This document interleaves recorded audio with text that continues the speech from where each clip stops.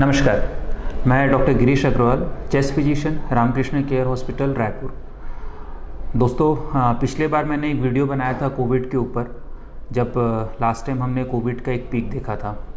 इस बार फिर से कोविड का पीक आया है और ये वायरस पिछले वायरस से अलग है। इस वायरस में जो चेंजेस हैं वो ये हैं कि इसमें मरीज़ को बहुत तेज़ बुखार, जो कि 8 से 10 दिन, 11 दिन, 12 दिन तक भी रह सकता है, जिसमें पूरा शरीर टूट जाता है, पसीने आते हैं, 102, 103 डिग्री का फीवर। ये एक नया प्रेजेंटेशन इस वायरस के साथ है। इस वायरस के साथ में डायरिया भी एक कॉमन प्रेजेंटेशन के साथ आ रहा है। लोगों में सर में दर्द होना या आँखों में दर्द होना, ये कुछ नए प्रेजेंटेशन है इस नए स्ट्रेन ऑफ कोविड वायरस में। साथ ही साथ दोस्तों, पिछले वायरस में अपन जानते थे कि बच्चों को इफ़ेक्ट नहीं करता था, लेकिन ये वायरस बच्चों को भी इफ़ेक्ट कर रहा है। और ख़तरनाक बात ये है कि बच्चों से बड़ों में भी ये इन्फेक्शन फैल रहा है, बड़ों से बच्चों में, बच्चों से बड़ों में। तो ये कुछ नए स्ट्रेन वायरस की अलग से प्रेजेंटेशन है एज़ कम्पेयर टू पुराना स्ट्रेन ऑफ वायरस के लिए। एक जो कॉमन प्रॉब्लम मैं लोगों में देख रहा हूँ वो ये है कि अगर आज मेरे को किसी कोविड पॉजिटिव पेशेंट के साथ एक्सपोजर हुआ है तो मैं तुरंत अपना RT-PCR कराता हूँ और मैं ये साफ़ हो जाता हूँ कि भाई मैं नेगेटिव हूँ। तो दोस्तों, ऐसा ना करें। उसका कारण है कि आप जब कभी किसी मरीज़ के साथ संपर्क में आते हैं जिसका कोविड पॉजिटिव है, तो आपके शरीर में इन्फेक्शन आने में या रिपोर्ट को पॉजिटिव आने में कम से कम 5 से 7 दिन लगता है। वायरस का इंक्यूबेशन पीरियड, जिस दौरान वो आपके शरीर में पनपता है और आपको सिम्टम पैदा करे, वो 5 से 7 दिन का है। तो अगर आपने पहले दिन ही टेस्ट करा लिया तो जाहिर की बात है कि वो नेगेटिव ही आएगा। आप नेगेटिव रिपोर्ट के साथ आश्वस्त मत होइए कि ये मेरा नेगेटिव है इसलिए मुझे कुछ भी नहीं होगा। उसके बाद क्या होता है, आपने रिपोर्ट करा ली नेगेटिव, तीसरे दिन चौथे दिन आपको फीवर आया तो सबसे पहले आप पहुंचते हैं CT स्कैन कराने। और CT स्कैन इतना जल्दी कराएंगे तो उसमें भी कुछ नहीं आएगा, CT स्कैन नॉर्मल, और वहाँ पे आप सब कंफ्यूज हो जाते हैं, भ्रमित हो जाते हैं। तो अगर आप किसी पेशेंट से एक्सपोज्ड हुए हैं जो कि कोविड पॉजिटिव है तो इंतज़ार करें, आपका जब तक सिम्टम डेवलप नहीं होता आपको कोविड टेस्ट नहीं कराना है।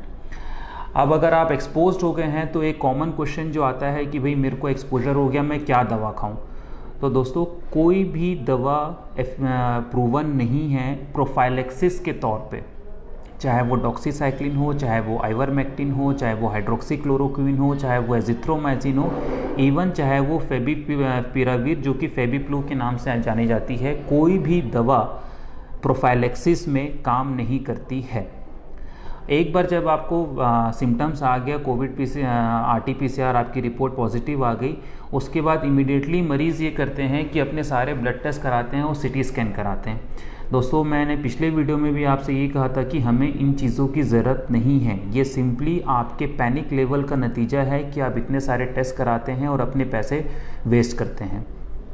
इस वायरस में जैसे कि मैंने बताया है कि फ़ीवर 10 से 12 दिन तक रहता है और काफ़ी हाई ग्रेड फीवर रहता है। तो हो क्या रहा है, जिन मरीज़ों को वायरस इन्फेक्शन हो रहा है वो फीवर नहीं टूटता बोलने से 5वें दिन, 6वें दिन, 7वें दिन या तो आके भर्ती हो जा रहे हैं या अपना CT स्कैन करा रहे हैं। मैं एक बात ये बोलना चाहूँगा कि अगर मरीज़ को परेशानी चल रही है, 6 दिन, 7 दिन, 8 दिन हो गए हैं, अगर उस समय मरीज़ CT स्कैन करा रहा है तो नॉर्मल CT स्कैन सरप्राइज़ होगा। मैं नहीं उम्मीद करता कि 7वें दिन, 8वें दिन किसी पेशेंट का CT स्कैन नॉर्मल आएगा, उसमें निमोनिया ज़रूर आएगा। लेकिन निमोनिया अगर आपका पहला CT स्कैन में स्कोर आपका 5 था, बाद के CT स्कैन में बढ़ के वो 10, 12 या 15 हुआ है, तो वो आपका भर्ती का क्राइटेरिया नहीं है। कोविड इन्फेक्शन में भर्ती तभी होना है जब आपका ऑक्सीजन का लेवल 90 के नीचे जाए। और कुछ एक ग्रुप ऑफ पेशेंट्स हैं जो high risk group of patient है, जैसे कि प्रेगनेंसी है, बच्चे हैं, या जिसको ट्रांसप्लांट हुआ है, या जो लंबे समय से लंबी बीमारियों से जूझ रहे हैं, या जिनकी उम्र 60 के ऊपर है। ऐसे मरीज़ों में 94% को हम बेसलाइन मानते हैं कि अगर 94% से नीचे ऑक्सीजन जा रहा है तो ही भर्ती होना है। अदरवाइज़ नॉर्मल मरीज़ों के लिए 90% के नीचे भर्ती होने की आवश्यकता नहीं है। होता क्या है कि आपने CT स्कैन कराया, पहले आपका CT स्कैन में सीवियरिटी स्कोर 3 था, बाद में बढ़ के 10 हो गया, तो आपको कोई सलाह दे देता है कि आपका CT स्कैन में निमोनिया फैल रहा है, आप जाके भर्ती हो जाओ। मैं आपसे ये कहना चाहूँगा कि CT स्कैन में कितनी सीवियरिटी स्कोर आ रहा है इससे कोई फ़र्क नहीं पड़ता। इलाज दोस्तों मरीज़ का होता है, रिपोर्ट्स का नहीं होता है। जब तक आपका ऑक्सीजन लेवल 90 के नीचे नहीं है, आप किसी भी प्रकार के कोविड की सीवियरिटी स्केल में नहीं बैठते हैं। आपको माइल्ड सिम्टम की ही कैटेगरी में रखा जाएगा अगर आपका ऑक्सीजन का लेवल नॉर्मल है तो। अब जब मरीज़ भर्ती हो रहा है तो वो ये सोच के भर्ती होते हैं कि मैं जाऊंगा, मुझे रेमडेसिविर का इंजेक्शन लगेगा और मैं ठीक हो जाऊंगा। ये बिल्कुल भी सही बात नहीं है।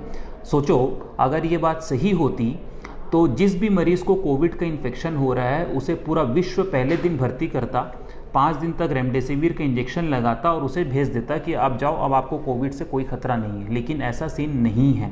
रेमडेसिविर का इंजेक्शन लगने के बावजूद मरीज़ की कंडीशन ख़राब होती है, क्योंकि एकमात्र दवा रेमडेसिविर ही है जो कोविड के अगेंस्ट जिसका एक्शन, रोल या इफ़ेक्टिवनेस देखा गया है, लेकिन उतनी इफ़ेक्टिव नहीं है कि ये बीमारी को बढ़ने से रोक सके। इसीलिए जो विश्व स्वास्थ्य संगठन है या पूरे विश्व की जो संस्थान हैं, उन्होंने ये बोला है कि रेमडेसिविर का इंजेक्शन तभी लगाना है जब ऑक्सीजन का लेवल 90 के नीचे जाए, उसके पहले इसको लगाने का कोई फ़ायदा नहीं है। दूसरा एक बात मैं आपसे बोलना चाहूँगा, स्टेरॉयड। बहुत सारे ऐसे पेशेंट्स आ रहे हैं जिनको सिम्टम को 3 दिन 4 दिन हुए हों और वो डेक्सोना, ओमनाकॉटिल, वाइसोलोन, जिस भी नाम का स्टेरॉयड, डेफकॉट, जिस भी नाम का स्टेरॉयड मार्केट में है, उनको किसी ने बोल दिया है या वो व्हाट्सएप से अपना प्रिस्क्रिप्शन लेके खुद खा रहे हैं। सिम्टम्स जिस दिन से आना शुरू हुआ उस दिन से आप 1 हफ्ता काउंट कीजिए।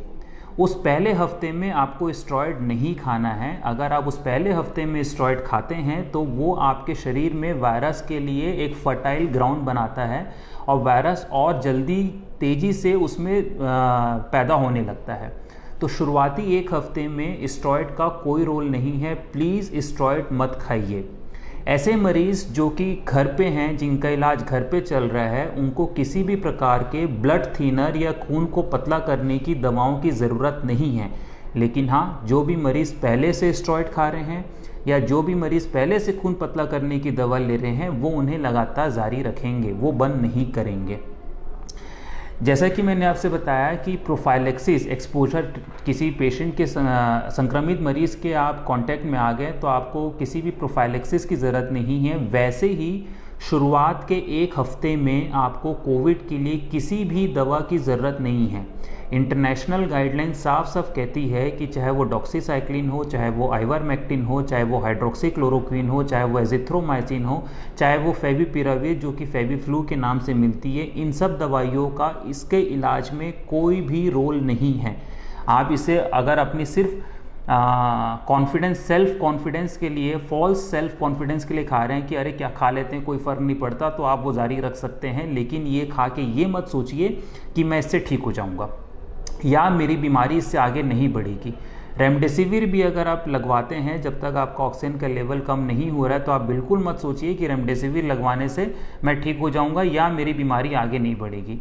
रेमडेसिविर के बारे में एक बात और मैं बोलना चाहूँगा, जितने लोग रेमडेसिविर लगवा रहे हैं जिनको ज़रूरत नहीं है, वो कृपया इस बात को ध्यान से सुनिए कि रेमडेसिविर का स्टॉक छत्तीसगढ़ में पिछले 1 हफ्ते में 2 से 3 बार शॉर्ट हुआ है।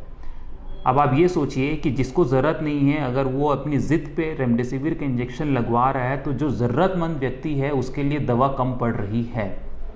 मेरी आपसे हाथ जोड़ के विनती है कि अपना इलाज खुद ना करवाएं या अपने डॉक्टर के ऊपर प्रेशर मत डालिए कि मुझे ये इंजेक्शन लगवा दीजिए। चौथी चीज़ इसके बाद जो मैं आपसे बोलना चाहूँगा वो ये है कि एंटीबॉडी, लोग एंटीबॉडी टेस्ट इसलिए करा रहे हैं कि मेरा एंटीबॉडी अगर पॉजिटिव है तो मुझे कोविड नहीं हो सकता। ये भ्रम है। एंटीबॉडी किसके शरीर में कितने दिन तक रहेगी, क्या एंटीबॉडी वाकई आपको कोविड से बचाव करती है, इसके ऊपर बहुत बड़ा सवाल है। वैक्सीन लगवाने के बाद 2 शॉट ऑफ वैक्सीन लगने के बाद भी अगर आपके शरीर में एंटीबॉडी की मात्रा अच्छी खासी है, उसके बाद भी आपको इन्फेक्शन हो सकता है। कई मरीज़ ऐसे भी हैं जिनको 2 शॉट ऑफ वैक्सीन लगाने के बाद भी एंटीबॉडी नहीं बन रही है। तो एंटीबॉडी के चक्कर में ना पड़ें। हमारे शरीर में 2 अलग अलग प्रकार की प्रतिरोधक क्षमता होती है। एंटीबॉडी जो हम नाप सकते हैं उससे आप नहीं बचेंगे। एंटीबॉडी आपके लिए सिर्फ एक फॉल्स मार्कर है। मैं इससे पहले कि अपनी बात पूरी करूं, मैं एक बात ज़रूर बोलना चाहूँगा कि कोविड में सिर्फ और सिर्फ एक ही नंबर का इम्पॉर्टेंस है और वो नंबर है आपका ऑक्सीजन का लेवल। आपकी सिटी स्कैन का सिवियरिटी स्कोर इम्पॉर्टेंट नहीं है, इलाज मरीज का होता है, रिपोर्टों का नहीं होता है। वैक्सीन के लिए मैं बोलना चाहूँगा, आपको वैक्सीन लगाना है। ये मत सोचिए कि वैक्सीन आपको कोविड के इन्फेक्शन से बचाने में मदद करेगी या नहीं करेगी, या इस पे इतने सारे भ्रांतियां हैं, भ्रम है। वैक्सीन ज़रूर लगवाना है, मास्क ज़रूर पहनना है, फिजिकल डिस्टेंसिंग ज़रूर फॉलो करना है। एक बात और दोस्तों, कोविड का मरीज़ जिसको कोविड का इन्फेक्शन हो रहा है वो बहुत ज़्यादा डरा हुआ है, लेकिन जब तक उसको कोविड का इन्फेक्शन नहीं हुआ है तब तक उसके लिए कोविड नाम की कोई चीज़ अस्तित्व में ही नहीं है। ऐसा मत कीजिए प्लीज़, मेरी हाथ जोड़ से आपसे रिक्वेस्ट है। हमारे शहर में मरीज़ों के लिए बेड नहीं है, सारे बेड फुल हो चुके हैं और ये स्थिति अभी ऐसी भयावह स्थिति बनी रहेगी। तो आप कोविड होने से पहले डरिए, जब कोविड हो गया तो आप अपने डॉक्टर को अपने आप को सौंप दीजिए। Thank you.